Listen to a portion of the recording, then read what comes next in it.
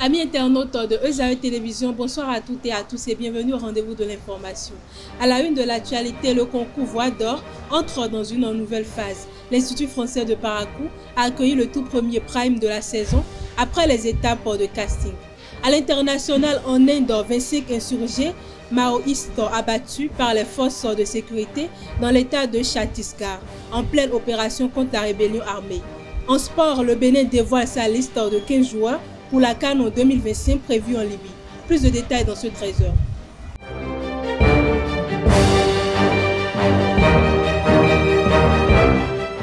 Mesdames et messieurs, à nouveau bonsoir. Après les étapes de casting qui ont révélé de belles promesses vocales, le concours Voix d'Or entre dans une nouvelle phase. Ce vendredi, l'Institut français de Parakou a accueilli le tout premier prime de la saison.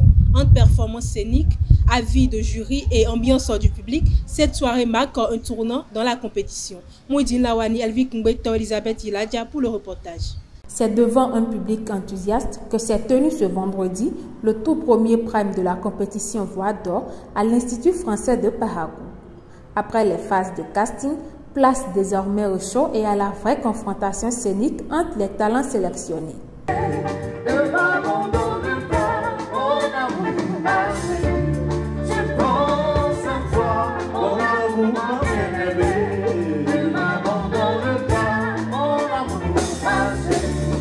Vraiment, j'ai aimé la soirée parce que aujourd'hui, je suis venue et je vois encore de nouveaux visages.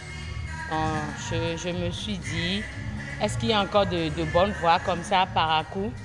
Ça m'a beaucoup fait plaisir d'assister parce que j'aime la musique, j'aime entendre les voix propres. Donc vraiment, j'apprécie et je tiens un chapeau à l'organisateur qui a organisé ça juste pour améliorer la voix des jeunes de Parakou. Moi, ça m'a beaucoup fait plaisir. Présente dans le jury, l'artiste chanteuse Ami Mako a salué le niveau général de cette première soirée. Les candidats de cette année ont bien travaillé. Peut-être que l'organisateur a procédé par autre manière, je ne sais pas, par rapport à l'année passée. Moi, j'ai aimé. Il y a même des candidats qui ont chanté très bien. Je disais à mon second membre du jury, je ne savais pas qu'il y a des voix costauds comme ça à Parakou. Sincèrement, je tiens à féliciter les candidats et qu'ils foncent dans le travail. À l'issue de ce prime, le premier gagnant s'est démarqué et a laissé éclater sa joie. Pour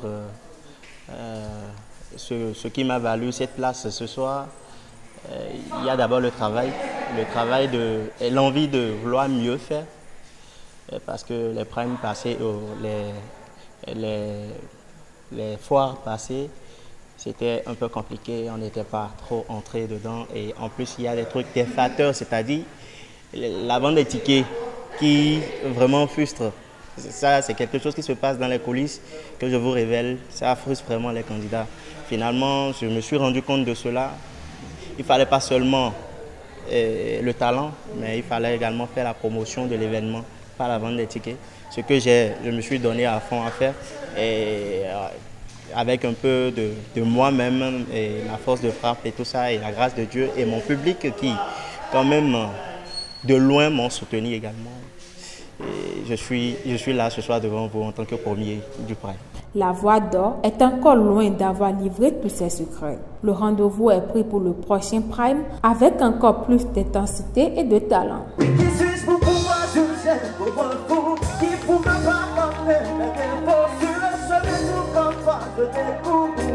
Un drame s'est produit mardi 20 mai à Kpakpa Dadomé, dans le 4e arrondissement de Cotonou.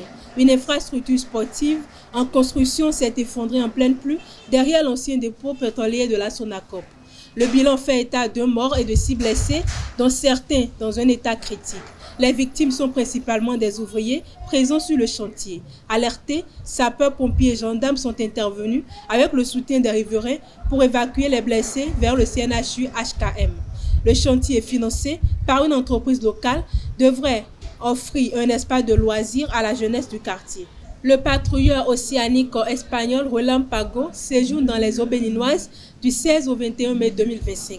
Commandé par le capitaine de corvette Victor Meijuero Morado, le bâtiment mène des opérations de sécurité maritime en coopération avec les forces béninoises.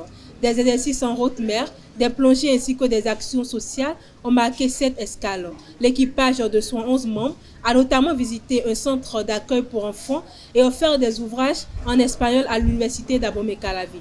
Cette mission s'inscrit dans la lutte contre la piraterie et d'autres menaces maritimes dans le golfe de Guinée. Un atelier régional du Fonds d'affectation spéciale des pays les moins avancés et des petits États insulaires en développement s'est ouvert mardi 20 mai à Cotonou. Pendant 3 jours, les participants venus de plusieurs pays feront point des réalisations, partageront les bonnes pratiques et renforceront les engagements en matière de droits humains. Le coordonnateur par intérim du système des Nations Unies au Bénin, Ali Ouattara, a salué l'implication du Bénin dans les mécanismes onusiens. Pour le président du Conseil des droits de l'homme de l'ONU, Jour Lobin, cet atelier est une occasion d'amplifier l'impact du fonds.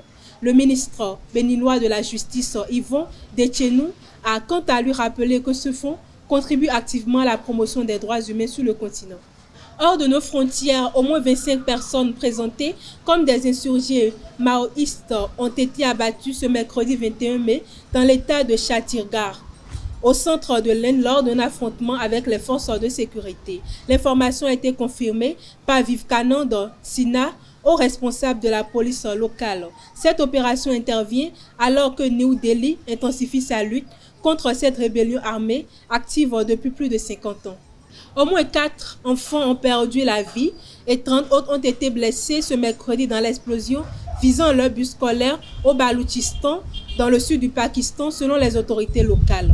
Le véhicule destiné aux enfants de militaires a été ciblé par une bombe, a précisé Yazir Iqbal Dashti, haut responsable administratif. Cette attaque s'ajoute à une série de violences ayant récemment coûté la vie à 4 civils et 4 paramilitaires dans la région. En sport, la Fédération béninoise de mini-football a dévoilé la liste des 15 joueurs qui représenteront le Bénin à la Coupe d'Afrique des Nations de mini-football prévue du 14 au 25 juillet 2025 à Derna en Libye. Après un dernier regroupement de sélection, le coach Geraldo Ibrahim a retenu 3 gardiens, 3 défenseurs, 3 milieux et 6 attaquants. Le Bénin évoluera dans le groupe B aux côtés du Maroc, du Ghana et de la Tunisie. La Fédération béninoise de football FPF organise ce mercredi 21 mai à 10 h au siège de l'institution à Porto Novo un séminaire de formation à l'intention des sélectionneurs des équipes nationales jeunes. Animé par Vincent Roturo, manager général des équipes de jeunes du Bénin, cette session vise à renforcer les compétences des encadreurs en matière de détection, de suivi et de développement des talents. Une initiative qui s'inscrit autant pour moi dans la stratégie de professionnalisation du football de base béninois. Mesdames et messieurs, c'est tout pour ce 13 h. Merci de m'avoir suivi. À très bientôt.